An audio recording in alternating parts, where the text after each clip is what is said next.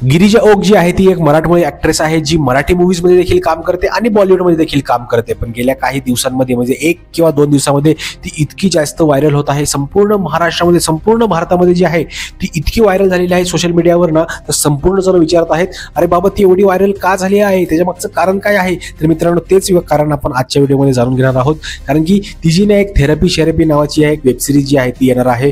गुलशन ही जी actors आहेत त्यांच्यासोबत, आणि त्यांच्यासोबत शेअर करत असताना काही ज्या गोष्टी घडल्या, इंटिमेसीच्या गोष्टी घडल्या, मी त्यांच्यासोबत इंटिमेसीचा सीन करत असताना माझ्यामध्ये काय त्यांच्यासोबत बोलणं झालं, ते किती माझ्या जवळ आले होते, काय त्यांनी प्रिकॉशन्स घेतली, त्यांनी किती कम्फर्टेबल केलं गुलशननी, या संपूर्ण गोष्टी ज्या आहेत त्या सांगायचा केला प्रयत्न त्यांनी। आणि दुसरा एक लल्लन टॉपवर जो आहे तो त्यांचा इंटरव्ह्यू झाला होता।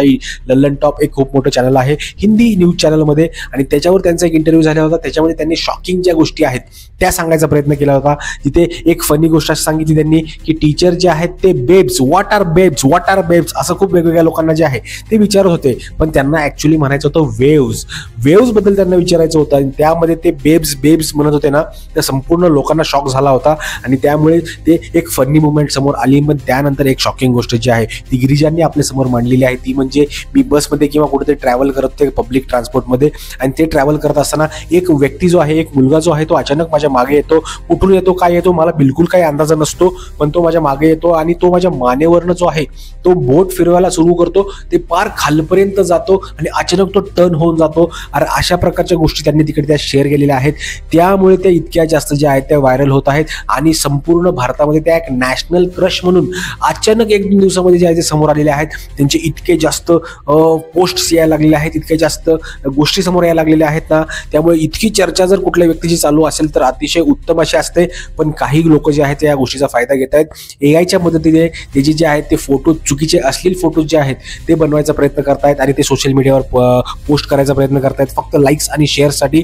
आणि त्यावर देखील त्यांनी प्रतिक्रिया दिलेली आहे की बाबा माझा मुलगा जेव्हा मोठा होईल, जो जेव्हा सोशल मीडिया प्रॉपरली यूज करायला चालू करेल, त्या टायमाला त्याच्या समोर त्याच्या आईचे असे फोटो जर आले तर त्याच्या मनावर काय परिणाम होईल। त्याला देखील माहिती आहे हे एआयचे फोटोज आहेत, मला देखील माहिती आहे एआयचे फोटोज आहेत, संपूर्ण जगाला माहिती एआयचे फोटोज आहेत, तरी ते लाईक करतायत, शेअर करतायत, संपूर्ण लोकांपर्यंत पाठवतायत। पण असं मित्रांनो करू नका, अशी ती विनंती करत आहे गिरिजा आपल्या संपूर्ण लोकांसमोर। त्यामुळे मित्रांनो तुम्हाला सांगतो, एआय बद्दल बनलेल्या कुठल्याही गोष्टी ज्या आहेत त्या जास्तीत जास्त लोकांपर्यंत शेअर करू नका। ती गोष्ट खरी आहे खोटी आहे ही एकदा चेक करा, त्यानंतरच जास्तीत जास्त लोकांपर्यंत शेअर करा।